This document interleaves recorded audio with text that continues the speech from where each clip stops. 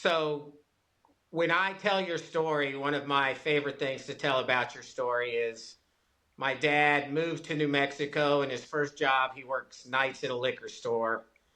And then at 50, he sold his business and retired to Hawaii. That's a pretty There's a big gap. dramatic. Yeah, There, there's a gap. I want to fill that gap, but that's in the very shortest version of the story. That's the story. Correct. So you're working nights at a liquor store.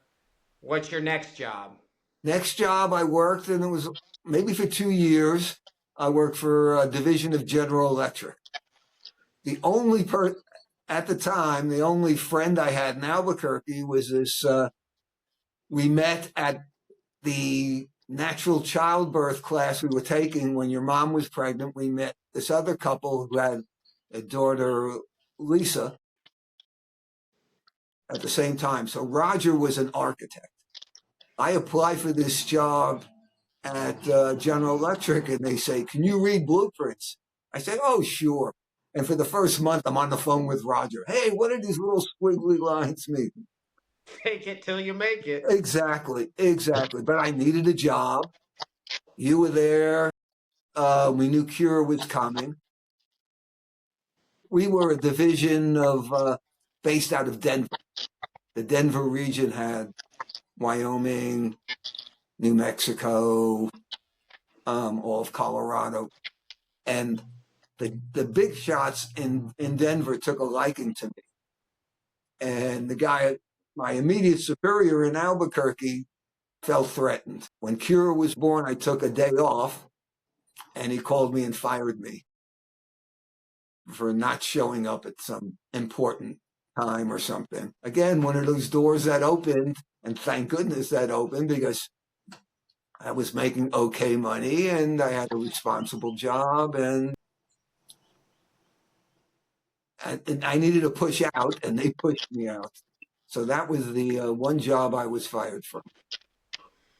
You've always said one of the best things that ever happened to Oh, you because you would have stayed at GE forever.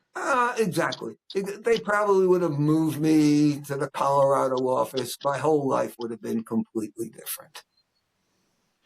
So you're fired from GE. Kira's either on the way or No, right there. after Kira was born, like a day or two Uh, after Kira was born, I got fired. I imagine, is mom working at that time, or No, no. so you're probably pretty stressed, pretty panicked. How do you find your next job? We've always discussed how important music is in our life. And sometime during that period of my life, I hear Bonnie Raitt's version of Angel from Lincoln, great John Prine song. And the lyric in that song just like cold water on my face, where when she sang, "How the heck can a person go to work in the morning, come home in the evening, and have nothing to say?"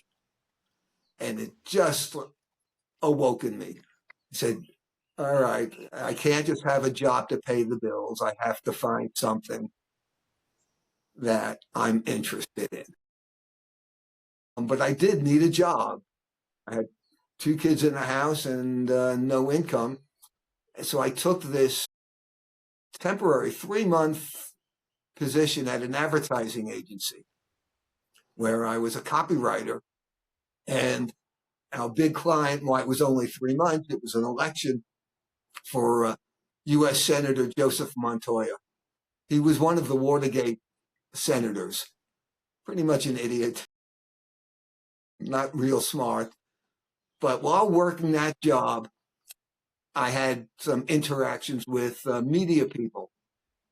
And I realized, all right, I never wanted to be a salesman, but I could sell rock and roll radio. When the 3 months ended, I was speaking to one of the guys at KMYR, and they offered me a job. And that was the start of my media career. KMYR, what was the format back then? KMYR was the last great radio station in America. It was free form, the last commercial free form radio station. Disc jockeys could play whatever they wanted, whenever they wanted it. And we had a guy that lived at the station, sat right next to the transmitter, slept next to it. I would expect him to glow when we came in the morning. His mother owned the station. And Charlie Weir was his name. And Charlie was interviewed a couple of times in Rolling Stone magazine about freeform radio. And his mantra was, you could go from the Beach Boys to Beethoven. It was just the segue. And he would stand by the turntable. This was before scratching, before anything, but everything was queued up on the turntable. And he would cue it up, slow down to change the pitch, just so it would be a perfect transition from the previous song. Again, it could have been the Beatles, could have been Brahms, but that's all he lived for, and it was fascinating. It wasn't a successful radio station. We were one of the few FM stations without having our signal at the top of Sandia Mountain, which meant if you lived within 2-3 miles of the station, you could pick it up. Rest of town could not, but it was a hip station. Two very famous guys in the music industry worked there. One was, you'll like this. One was Frank Cody, who, when I last looked at his Wikipedia page, he passed away a few years ago. Frank was known as the father of smooth jazz radio. And the other guy was a guy named Jeff Pollock, who became a big Hollywood music guy. Did some documentaries, was the music coordinator on movies.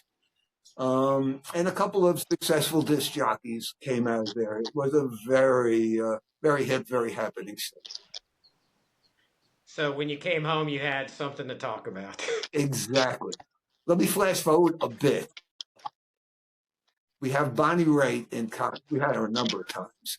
But she used to do every other year, she would do a benefit concert for this guy named Tom Campbell, Avocado Productions. Been just about a year since Tom passed. When I met him, he was an old hippie with feathers in his hair. And he would, wherever he did anything, it was always a benefit. His stable was the Mensches of rock and roll, the Bonnie Raitt, the Jackson Browne, the Graham Nashes.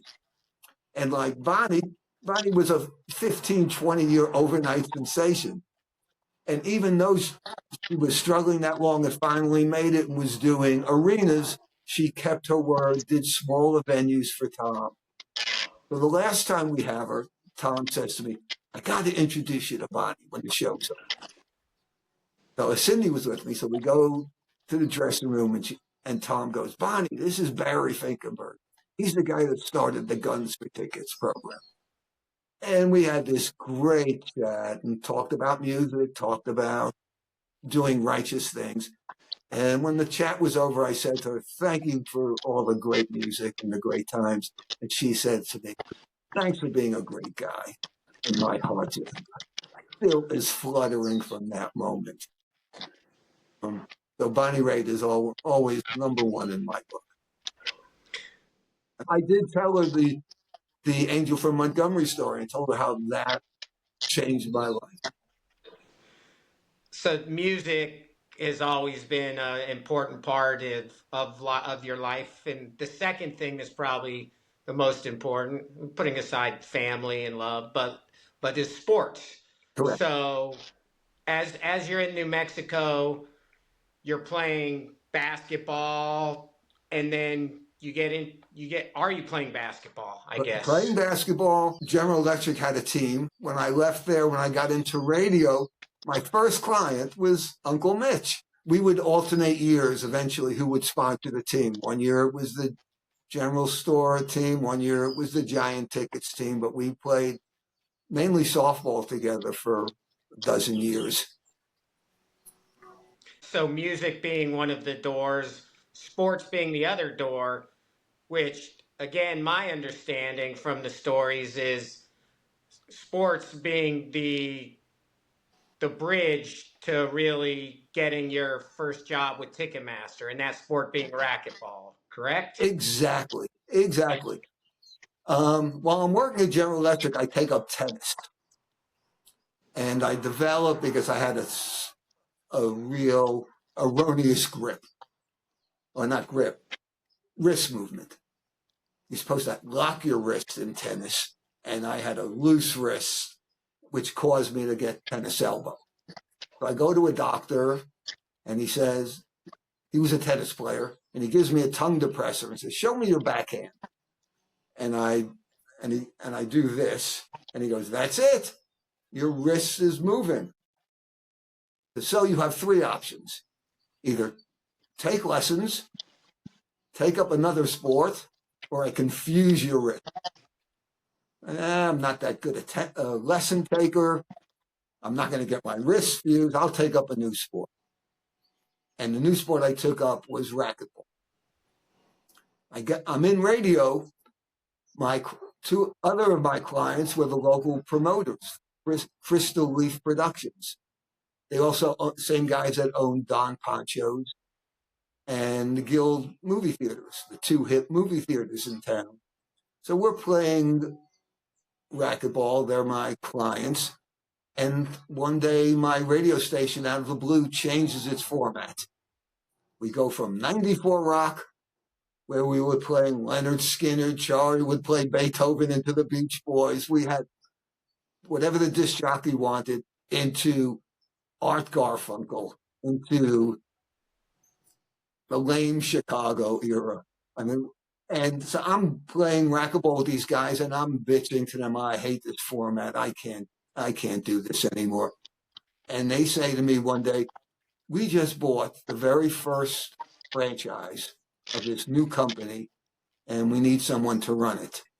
You interested?" I said, "Well," the company was Ticketmaster.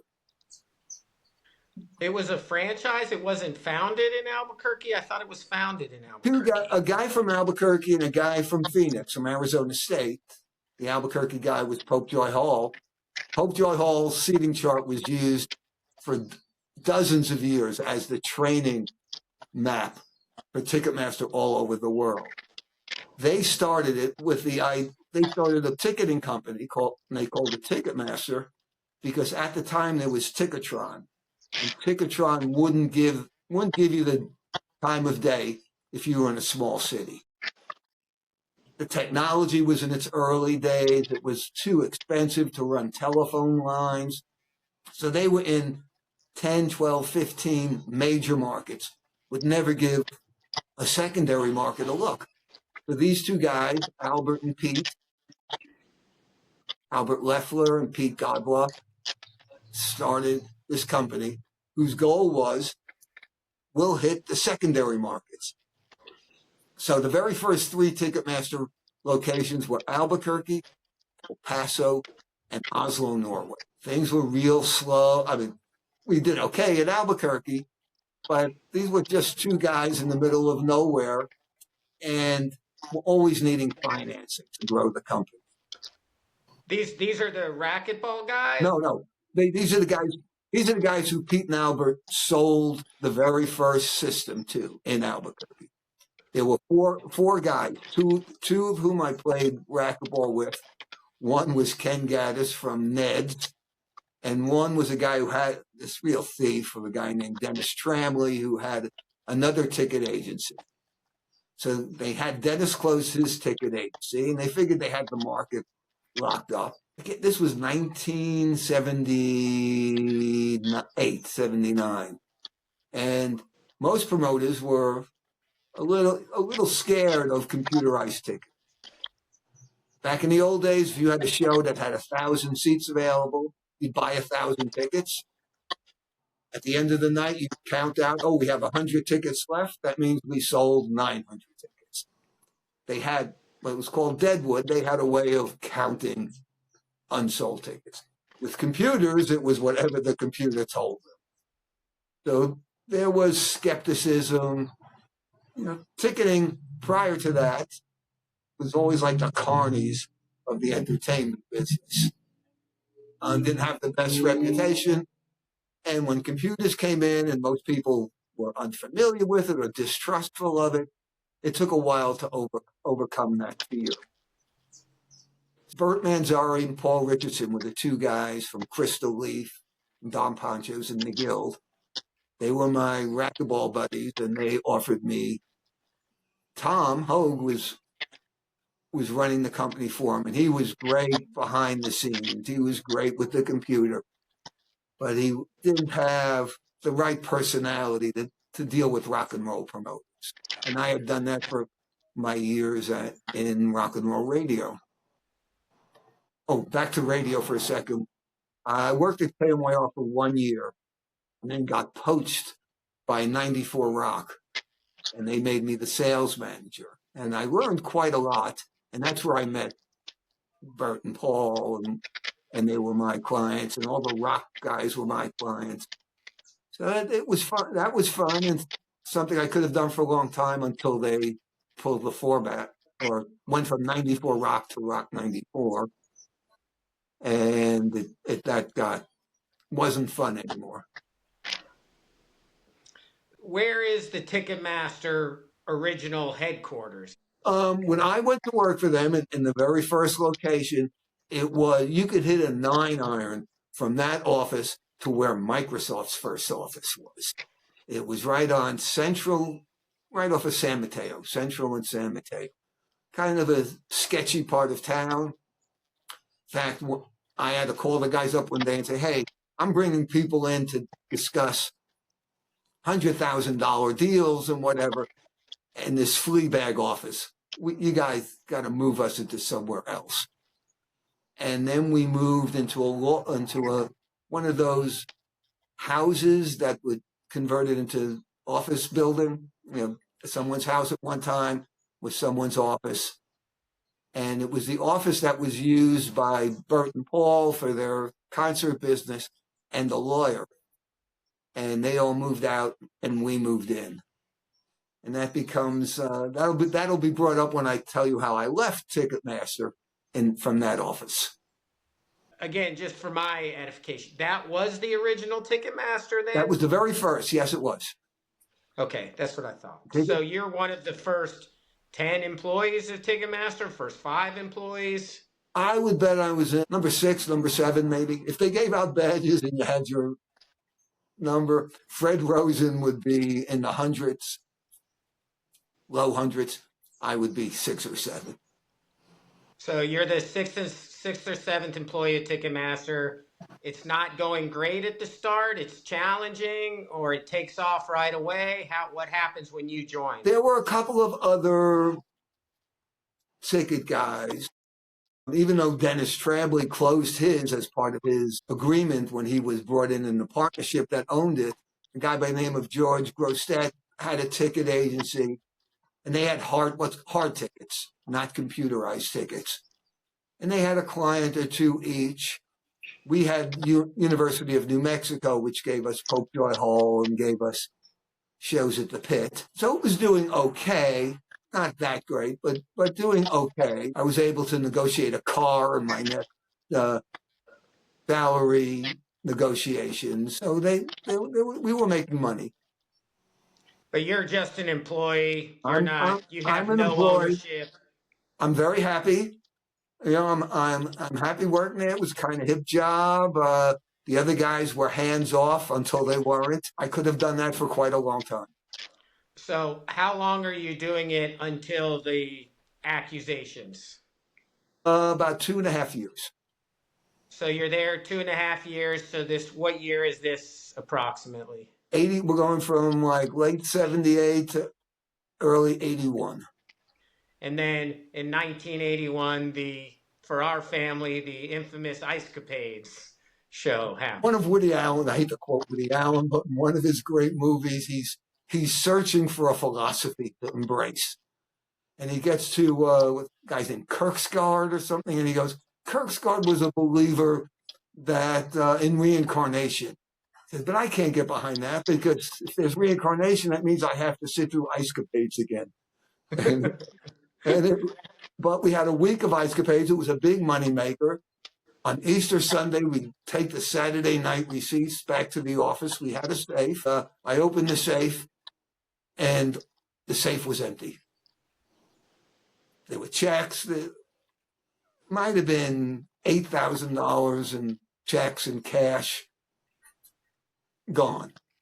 Now, again, the office was at one time owned by two of the principals behind Ticketmaster in Albuquerque, and we had never changed the black combination. So I call them up, tell them what's happened, and their first response is that me and everybody that worked for me had to take lie detector tests. And I said, okay, as long as you guys take it, we'll take it. And they said, oh, sure, we will, which they never did. So we go through 4 or 5 days of being interviewed by investigators, taking a couple of lie detector tests. And in the interim, I'm talking with Barry Fay, who was our biggest client, and I'm telling him what's going on. And he knows how ridiculous the whole thing is. He knows 2 months later, in a real fact, 2 months later, we had Ted Nugent as one of Fay's shows. And back then, there was a lot of cash. I was carrying a lot of cash on show day. And Nugent was maybe $25,000. And Fay knew that if I was going to steal, I would steal big. I would pay somebody to hit me over the head and take the 25,000 men from Nugent. Well, Fay knows that what's going on and how ridiculous it is. And I call him one day when they call me, the owners call me and say, well, you and everybody that works for you has been cleared. And I said, oh, great. You believe that? And they go, oh, yeah, we never thought it was you. I said, fine, fuck you. I'm gone. I just stayed around to clear my name. I called Barry Fay up and tell him they cleared me. I told them to go fuck themselves. And he said, what are you going to do? In that gravelly voice, what are you going to do? I said, I don't know, but my first inclination is to go into business against him and bury him. He said, you got my business? Holy cow, I could have worked out of my kitchen just having Fay's tickets and made a very nice living. I said, damn, I'm going to go for the whole enchilada. And less than 12 months later, Ticketmaster was out of business. Every single client came with me. My summary of the story is you're one of the first 10 employees of Ticketmaster. You get accused of stealing. I always thought it was multiple lie detector tests, but you take a lie detector test. Took two. They say, hey, all right, come back and work for us. Fuck you. I'm going into business against you. Well, I didn't say that to them, but yeah, yes. But That's so what, fuck you. You call up Barry Fay Line, the biggest promoter in New Mexico out of Colorado, the biggest promoter in the region anyway. yep. Another New York Jew, right? Is that Chicago correct? Jew. Chicago Jew. Yeah. And so he gives you his business, and you say, hey, I'm going to start a business. You start a business. You call it Giant Tickets. Named Thanks by to me. you. Thanks to you naming it. We're sitting around the kitchen table. What am I going to name my new business? You said, hey, you've been a Giant fan your whole life. That sounds good. I ripped off the San Francisco Giants. I ripped off their logo, the script, G, spelling out Giants. It was, yes. So you start the business, you put the original Ticketmaster out of business. Again, this is my telling. It's never really proven, but it's most likely that the original owners were crooks and maybe the guys behind the theft. Oh, I had this fellow, Ray Jones, who was going to school, and back then the software and the computers were so early in development that Ray had to come in every night for anywhere from a half hour to an hour to run what we called night run.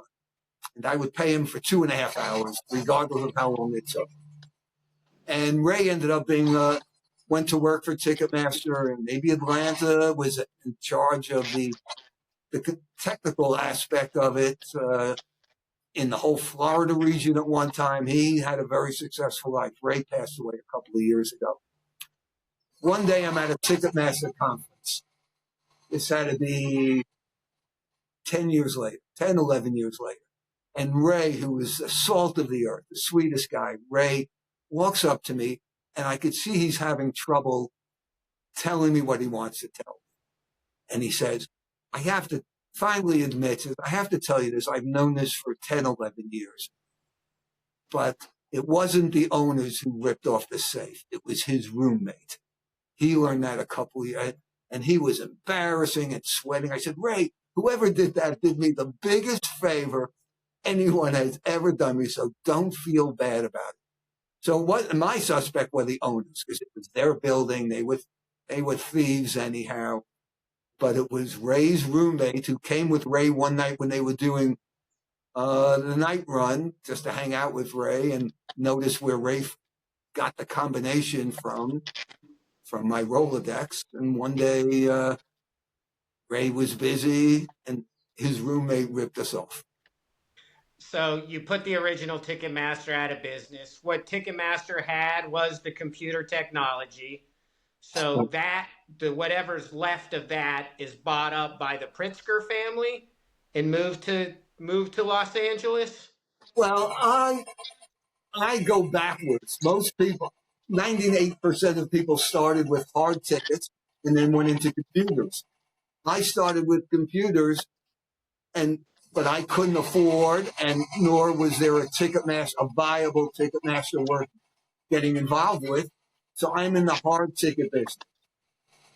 But at the time I'm friends with Albert and Pete and Tom who are with the new Ticketmaster Corporation, who during their search for financing come across the Pritzker family in Chicago.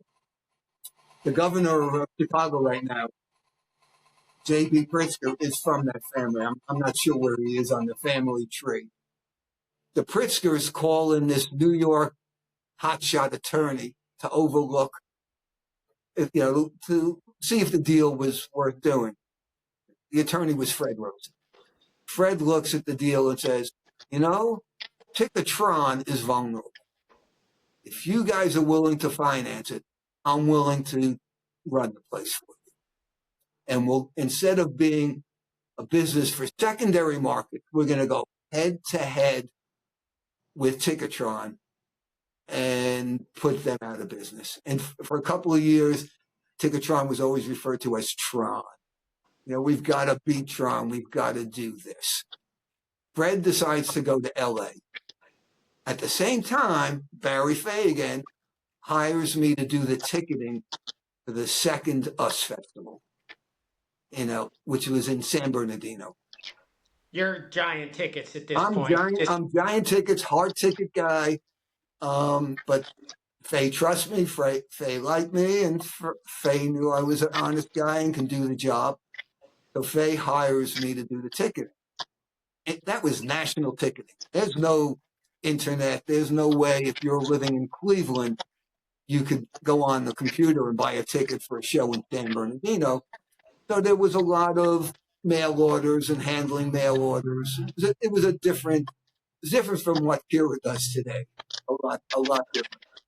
But at that time, we needed a Los Angeles local outlet to sell our tickets. And Ticketmaster announced that they're going to open their doors at the same time. So me, a fellow named Danny Mienka, I think John Ruby, we all meet with Fred and Ticketmaster for the first time. And I say, why don't we give them the tickets? Let them handle the tickets. I know these guys. I was involved, not with Fred, but I was involved with the back office guys for years. And the very first gig that Ticketmaster, when they decided to go national and be a real company, the very first gig they had, they opened their doors to having the US Festival. Flashback. When I go into business, Barry Fay calls me one day and says, we got the Stones coming to Boulder. Said, how about I give you 2,000 tickets to sell in Albuquerque? Sure. The rock radio station handled it like it was breaking news. Holy cow, we got this new ticket agency and we're going to have Stones tickets in Albuquerque. And that put me on the map. One show put me on the map. Your mom and I went up to Boulder. Mick Jagger handed me a hamburger that he grilled on the barbecue. They sat me in a row between the two opening acts. Hart was in front of me, and George Thorogood was behind me. And Thorogood and I talked baseball the whole time. The only autograph I ever asked for in my business was a few months later. Thorogood did his 50 states in 50 days tour, comes to Albuquerque, and I have a book, still have it, on mysticism, voodoo, and the occult in baseball that was written by a teammate of his when he played semi-pro baseball. The team was the Delaware Destroyers, and that's where he got his band's name. And there's a picture of the team, and I said, George, you got to sign this, and he signed it. George Thorogood, Rookie of the Year, .296. And then he said to me, "You want Jeff to sign it?" I didn't realize the drummer in the Delaware Destroyers was also in that picture and on the team. You were whatever the word is in the Malcolm Gladwell speak, a connector for the first Ticketmaster national show, which was the US Festival. Correct. And years later, when I had a guy, Dennis Tramley again, ends up one day with an old selector seat. They were another computerized business. He had an old selector seat system and opened up his doors at Worldwide Tickets. And he was going to compete with me. And I called Fred and said, Fred, I've got competition. I've got to computerize. And because Fred owed me from the US Festival deal, Fred knew I was friends with some main people in his company. Fred made me an offer that I could not refuse. It was a 5-year deal that minimal the first 2 years, minimal plus a little the next few years, and we renegotiate in 5 years. After that 5 years, I would call Fred every 6 months. Fred, let's renegotiate. Let's keep it as it is. So I mean, it was, again, how life should be. You know, if somebody washes your hand, you take, you know, when the opportunity comes, you wash theirs. And he repaid me most generously. And maybe we're not ending the episode, but at the end of the episode, we can conclude with the second deal that Fred offer that Fred made to you that you couldn't refuse. Oh, to buy me out. Yeah. So you're doing the hard ticketing. Right. You're running this business, and it's a different business than ticketing is today because you're dealing with the promoters, you're closing the shows, you're kind of doing a lot of the promoting role in those days. Well, that's because it was Albuquerque. It was a secondary market. The big guys like Faye, like Beaver, relied on me to be their man on the scene. And I knew the market. Nowadays, you just take the information, type up the show, and put it on sale. I'll give you my best business call ever. Faye calls me one day and says, "How would Rush do?" And I said, "No brainer, sell out the show." But Beaver Productions, my second favorite guy in the business. I said, Beaver Productions has done them for years. And that's how rock and roll used to work. If one promoter did your show in the market, that band and that promoter will hook together forever. So I say to Faye, "That's a Beaver act in Albuquerque." He goes, "Beaver's getting cold feet about offering them 2 shows. The band wants to play 2 shows. How would they do?" I said, "Sell out the first show, 7,100 the second show." Faye goes and we sell out the first show and do 7,200 the second show. But it was during that time when I began my relationship with Geddy Lee. Again, I'm their rep on the ground. Jeff Crump from Faye was in town also. But Faye, 10 years earlier, Faye grabbed Geddy Lee by the shirt, threw him against the wall, and did not do business with him for a decade over that incident. But money talks, and he offered him 2 shows, and we do it. So Faye calls and says, "Take the boys out for a meal Oh, they were rehearsing a couple of days in Albuquerque. They wanted to rehearse and then do 2 shows. Says, after their last rehearsal, take the boys out for a meal. And we take them to one of these Benihana places. And last time I was ever a little drunk was that night. And jokes, Alex Lyson's with us. Neil Peart didn't come. At the end of the night, the waiter, the guy that was chopping up the food at the table, realizes who Alex is, goes in the back, brings out a guitar. Alex starts playing chords and making a gibberish Japanese sounding words. But in the course of the meal, jokes start going around the table. And then Getty's turn. So Getty starts a joke. These 3 Jews walk into a bar. And I think it was Jeff Crump said, not realizing Getty was Jewish, Jeff, trying to avoid any embarrassing moment, says, hey, Getty, you know Barry's Jewish. And Getty looks at me and goes, Landsman. And from that moment on, you were with us when we took him to a minor league baseball game. We sent Mr. Geisler up there to hang with them. I had a videotape one year Stanley Cup games for him. Not the biggest Rush fan musically, but I love those guys. Canadians, lovable Canadians. And there's, I mean, there's so many stories like that that you have that I remember from our childhood. Because, I mean, getting back to it, one of the things you did was you had the business. You put Kira and I to work, Oh, sure. and even before we were working, Kira loved playing with the Deadwood. That was kind of one of her games at the house. Dizzy Gillespie. We had Dizzy Gillespie. We're back in the hard ticket days. I went and ordered 2,502 tickets because they were playing at the Kiva Theater. 2,502 was the capacity. And then the show cancels. So I'm stuck with 2,502 hard tickets, which Kira took into her bedroom and played with every night. She would play ticketing. And paid off. Literally, yes, it did. Yeah, So, but I remember things like you had Triumph sponsor my basketball team. when Triumph's new album was Thunder 6, Jeff Crump was their tour manager at the time. He went from Faye to being a tour manager, did Aerosmith, did Triumph. So I say to Jeff, hey, the band's coming in a few months. My son's basketball team's starting up. $75 will cover uniforms, and we'll name the team Thunder 6. And the night they came to town, your whole basketball team with their parents came to the show. You were wearing a hat that had HE, Hearing Enterprises, or it was my Little League baseball your team. Little League Yeah. baseball team. And you took a picture with Rick, I can't remember his last name, from Triumph. I see him a few months later when I have my Las Vegas business.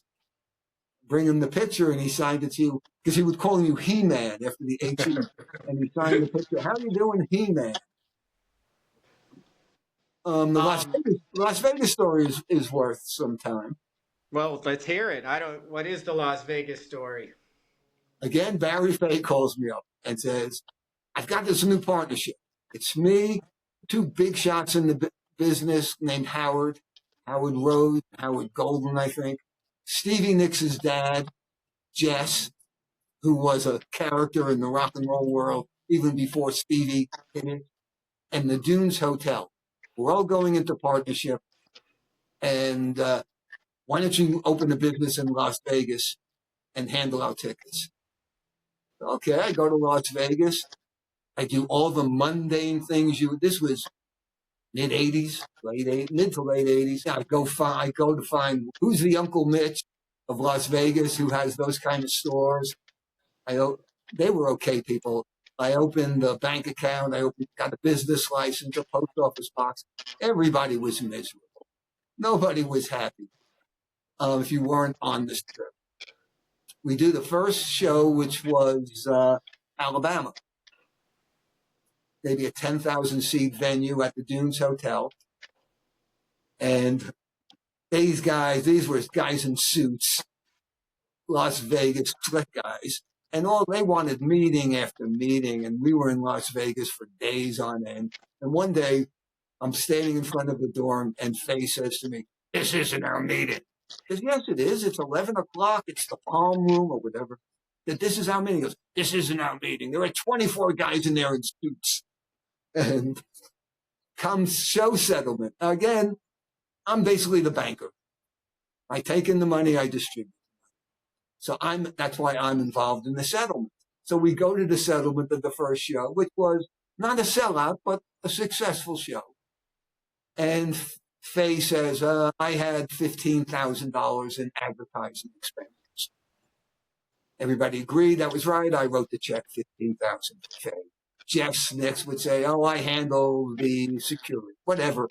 Everybody submitted their bills. The Dunes Hotel said, since this was our first show, we had to make up signs that would say, section 101 this way, section 102 that way in the arena.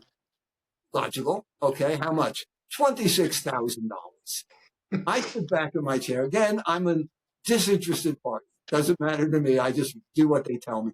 And I'm thinking to myself, these rock and roll guys are going to go crazy over this. And I look around at Faye, the two Howards, Jeff, Jess, Nix, and they're just quietly nodding their head. And they say to me, "All right, write the check." And I say to myself, that's the end of this partnership. And so all that work that I put in came to fruition and conclusion with that one Alabama show. So other stories that percolate in my mind from those days are, it's I don't know why or how it worked like this. Maybe this is just being the promoter was about, but you often had to set up entertainment for the musical acts and ended up doing things like going to teppanyaki with Rush or taking the cars to Malibu or you have some fascinating stories and I'd like to hear some of them here on tape. I'll tell you one of the negatives of that story is there was a band called The Firm. It was Paul Rogers and Jimmy Page. They made maybe 2 albums. They were, professional musicians. I get a call one day from the road manager saying, I'm not sure which one it was, but one of them was like a Japanese masseuse. And I said, "Hey, I may be a whore, but I'm not a pimp." that was an unpleasant one. But the Malibu one was fun. We took the Cars appropriately. We took Foreigner. We took Motley Crue. That was fun. And I would go there and say, "Hey, I want to bring Motley Crue after their show. Will you guys, I'll give you a dozen tickets. Will you guys open up for us?" And, they're young kids working there. They hear, but don't tell your friends. And of course they tell their friends. So there were kids outside the fences looking in. But that was fun. We did it for Foreigner, Motley, the Cars. Only 3 I can remember. And then, you were playing softball with Three Dog Night, stories like that. I also, yes. In fact, Faye calls me and says, "Come up to Denver next week. We're playing softball against Manhattan Transfer." And we said, "Need you on the team." And wasn't my fault, but Janice Siegel, one of the 2 ladies in Manhattan Transfer, was standing where she should not have been standing, and I bowled her over. And it wasn't my fault, but I felt so bad. You're not supposed to knock over the talent. But yeah, playing ball with those guys. I got to play basketball once against Deion Sanders, which might have been the greatest athlete I'd ever played against. The Dallas Cowboys would do a benefit basketball game every year. And these were usually big linemen. And it was for the police fund or something. We did a number of years. And one year Deion came and asked if we could get a pickup game together. And he was dunking over guys. He was an unbelievable athlete. Volleyed for 5 minutes against Wilt Chamberlain in volleyball. We, we had a league in the Southwest. There was a professional volleyball league that Wilt owned a part of every team. The same guys owned every team in the league. And whenever a new team came in, like the Albuquerque team, Wilt would show up for a game or two and play for that team. And I'm in the building. They needed a 10th guy, a 12th guy to scrimmage.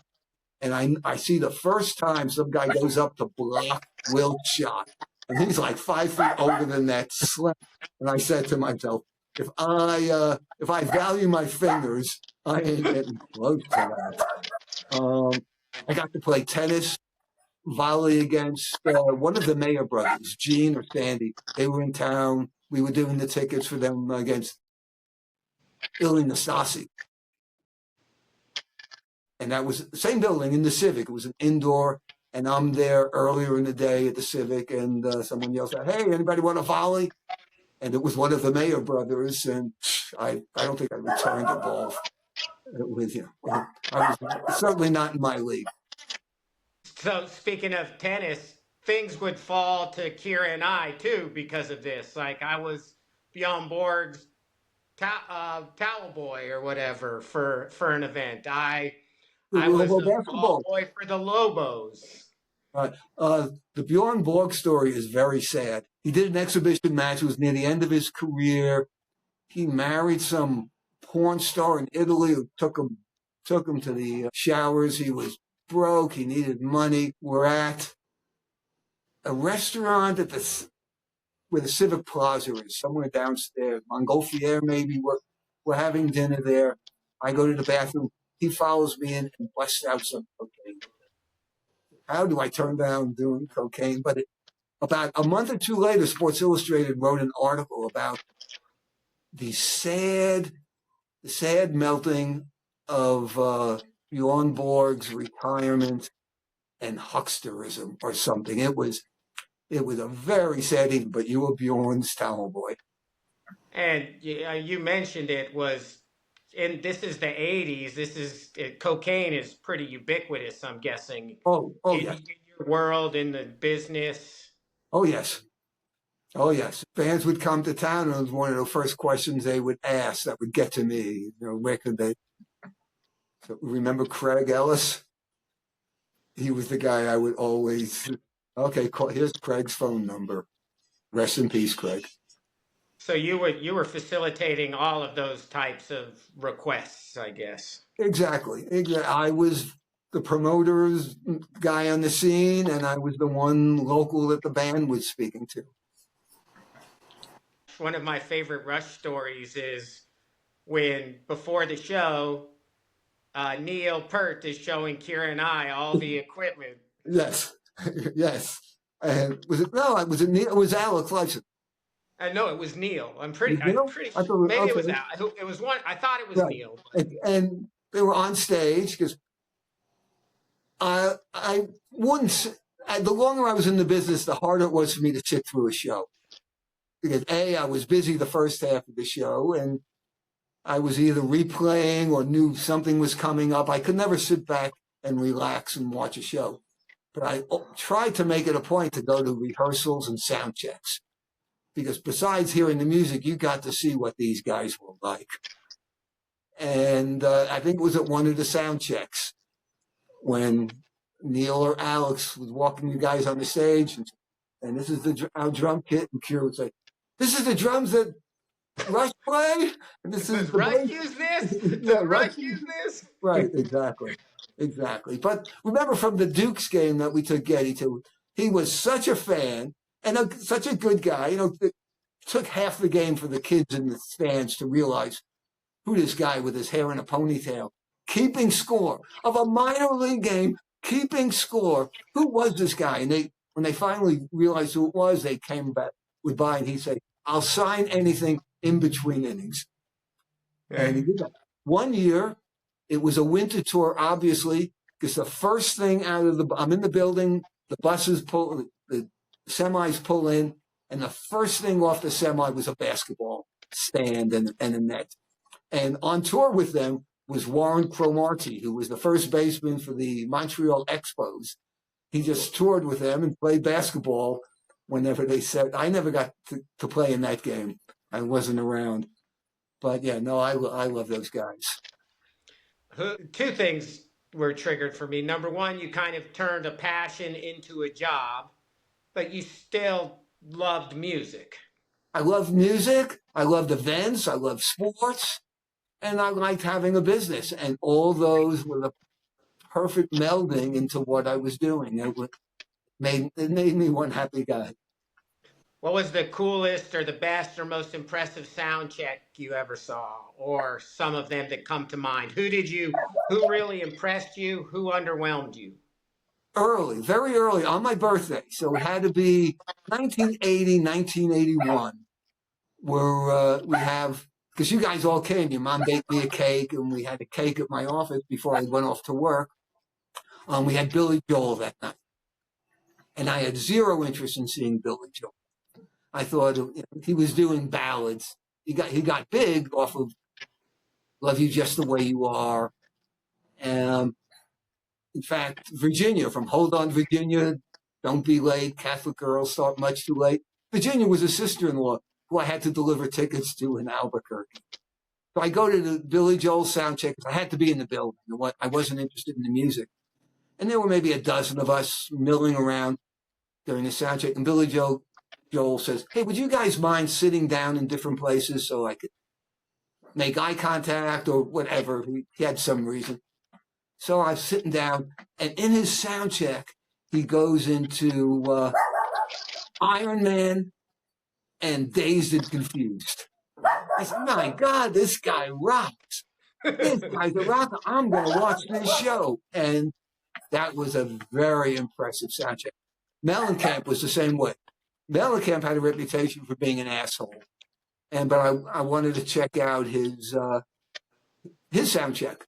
And he was great. He was a band leader. He was professional. I was overwhelmed by him and became a fan of his music because of that. You mentioned he was an asshole and His being reputation. His reputation was his reputation.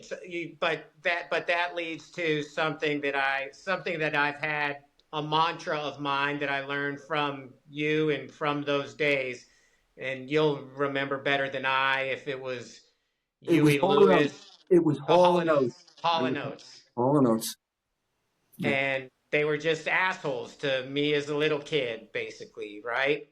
You guys would come to the shows. By the time the show was done or was over, the band's representatives knew that you guys were not starstruck. Knew that you guys knew how to behave or whatever. And for some reason, you wanted to meet Hall and Oates. They were pretty big at the time. I don't think there were more than three or four bands that you ever asked to meet, and happened to be one of them. And I turned to the tour manager, who I had spent the previous 6 hours with. He had seen you guys off and on for those 6 hours. And I said, "Hey, can the kids go say hello to him?" And he goes, "They're not into that." And I turned to you guys and started the quote, "Trust the art." And you guys not responded, not the artist. "Not the artist." And it was a good life lesson. It was a great life lesson because it took stars out of your eyes and realized they're just people doing a gig, and they're no different. I used to have to speak in schools. No, I didn't have to, but I was invited to speak in schools once a year, middle school, high school. And I would tell that story because kids were, "Oh, what's this guy like? What's that guy like?" I said, "They're just like your parents. Some are real cool, real nice. Some are somewhat jerkish. Some are seriously jerkish. They're just people." I would begin my speech by telling the class, "The only instrument I can play, and not that well, is my stereo. And I'm proof that you can make a nice living or have a career in the entertainment business without having any entertainment talent." Maybe previously, and maybe you still can, but it's harder and harder to do today. Yes, yes. But I would emphasize the number of people not on stage. How many stagehands? How many catering people? How many concession people? Advertising people? Just so they would know, wow, there's 200 people involved in every show that I could not pick out of a lineup. And there were opportunities for these kids. Whether any of them did anything, I'll never know. There are so many stories from these days, and there may be another episode that we just sit around and talk about those stories. But to continue, just to move to the end of this episode to talk about the business part. You you're running giant tickets. You go to Fred and say, "Hey, I've got competition. I need to become uh, I need to be computerized." He gives you the deal that you can't refuse, and you become giant Ticketmaster. Correct. And you've mentioned Uncle Mitch a few times, but we haven't really said what Uncle Mitch did. Uncle Mitch ran the head shops, definitely another New York Jew. He ran the head shops in Albuquerque, the general store. And that's where you sold tickets. And you lived next to him. Exactly. Yes. I built a house next to his house because he called me one day and said, "Hey, there's a lot next door to me available." So we were next door neighbors. You guys would swim in his pool. I tell a story. I tell a story of going over to Uncle Mitch's house, and he would always just let us swim in his pool. And he had the crazy house. It was the circular house, and you Pool could, ended up in his living room. You could yeah, swim you could inside. swim in the cave into his living room. And I'll never forget one day he comes out, and Kira and I are swimming around in his pool. He's got a woman on each arm. He's like, what are you guys doing here so early?" We're like, "It's 1 o'clock, Uncle Mitch." Well, so how good a friend he was, and one of the harder things for me to do was midway in that run as Ticketmaster, I get an offer to give naming rights, sell my naming rights, and make outlets out of Smith's grocery stores. They paid me. This was in the late '80s, early '90s. They were paying me $100,000 a year to sell tickets for me. It was unheard of. That was the deal that put me where at the top financially of where I ended up. But part of that deal was I had to say to Mitch, "Hey, I can't, I've got this offer. How can I turn it down?" And Mitchell said, "You can turn it down. You got to do it." I've been communicating with Mitchell over the last couple of days over NIL and Lobo money. So you're giant Ticketmaster. You're one of the very few, as I understand it, franchisees. Licensee. Technically, we were licensees. There were four of us. There was me. There was Portland, Oregon. They were called G.I. Joe tickets. There was San Francisco, which was called Bay Area Bass Ticketing. And there was Washington, D.C. I don't know what they were called. And then when everything exploded financially in the concert world, when these guys that ended up a few steps later as Live Nation, when they started buying all the promoters out. And all of a sudden, all my buddies are multimillionaires. They were struggling for years, but, they sold their business. The Bill Graham family, for instance, does not own 1% of Bill Graham Presents. But good friends of us, Bill Silva sold to them. Barry Fay eventually sold to the competition, AEG, I believe. And stupid money was flying all over. And at the same time, Ticketmaster went through the Pritzker era of financing, and then got Paul Allen to be the big money guy, and Barry Diller. So they had serious money behind them, and they wanted to go public. And Fred's thinking was, we go public, we got to buy out these four guys, so we have everything in house. We can't have this knucklehead in New Mexico doing something that'll blow up our deal or whatever. And that's when they bought me out. They owed me for a couple of things. Bringing them in when we had the US Festival was one thing, but the biggest thing was Fred once returned from overseas, and when he got to customs, they asked him, "What's your profession?" And he said, "Defendant." because everybody was suing them. It was the Pearl Jam was suing them. Times were, you know, there were negative times for Ticketmaster, and I started the Guns for Ticketing program in Albuquerque, which all of a sudden got Ticketmaster the best PR that they'd ever gotten. And other, Explain what that was, how you came up with that concept, what you did. I even though I wasn't, even the times I was not affiliated with them, and definitely times when I was a licensee, I would always go to their annual conference, which started off in the early days as a lunchroom in their office on Wilshire Boulevard. Eventually became, we took over these fancy Four Seasons hotels in Santa Barbara with hundreds of people. Just, in fact, at one of them, Fred announces, I'd like to introduce you to our new event planner.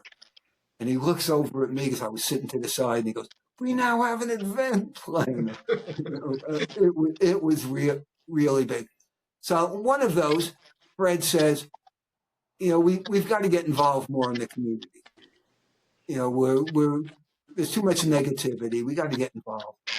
And I go back to Albuquerque, and a couple of weeks later, the Albuquerque Tribune, edited by our friend Tim Gallagher, does this article on guns in schools or guns in town or whatever.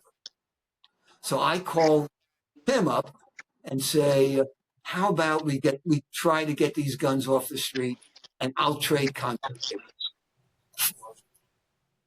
And we got the time it was called Urban Radio. We got the Urban Radio station behind us, and the thing exploded. The first question I'm always asked about it was, who was the first group that they want, that you exchanged the gun for? Was it Motley Crue? Was it Poison?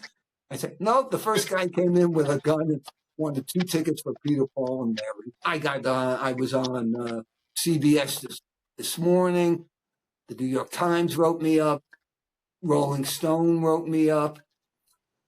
There was even Ronald Reagan Jr. had a TV show where he did on every Saturday night, and he did a segment called Heroes and Zeros. And I was the hero one night, and the zero was Sylvester Stallone. So I forget what for, but if I ever meet Sylvester Stallone, I'm letting them know that. So they weren't in debt to me financially, but they knew that I was good for the company brand. And when 96 comes around, I said, Fred, I'm going to be 50. I'd like to retire. And on my 50th birthday, Kira, Jimmy Iker, who was in town with Kira, and I are walking out of the pit, first round NCAA game, on my birthday, March 15th, 1996. And Terry Barnes, who was the president at the time of Ticketmaster, called me, which got the wheels in motion for them to buy me out. So it took 11 months. And next February, I was in Hawaii. Again, maybe this is my fantasy, but I have always thought that whatever offer they made you was another offer you couldn't refuse. Exactly. And I wasn't going to negotiate. I wasn't going to haggle with them. I probably could have got another $100,000 out of them, but we were good for one. We had a symbiotic relationship. I was getting a little tired. They wanted to clean up the books for their going public, and I noticed it the first time I went in their office. They're going public. I use this phrase nowadays of capitalism on steroids. It's going to be our death. Ticketmaster went from day to night. When I go in their office in the early days and there was signs, fuck Ticketron, or, let's kill them. To the time I go in and they have a sign of what the stock price was for the day when they went public. And I said, boy, this has changed. This has really changed. And I was glad to get out when I did, and glad that it went smoothly. And that you sold the business and retired to Hawaii at 50, 51. I got to Hawaii 1 month before my 51st birthday. A few So, months earlier, we came here and bought the house. Sydney was here in November to fix up, to get the house livable, and I came out the following February. so started in New Mexico, nights at a liquor store, sold your business at 50, and retired in Hawaii. And we just filled a lot of those gaps. So this was a great episode, Dad. Thanks for sharing. I'm sure in the future there's so much more during the rock and roll days that I want to touch on, but Well, I really enjoyed this one. okay, let's keep it going. All right, love you, Dad. Love you, bro.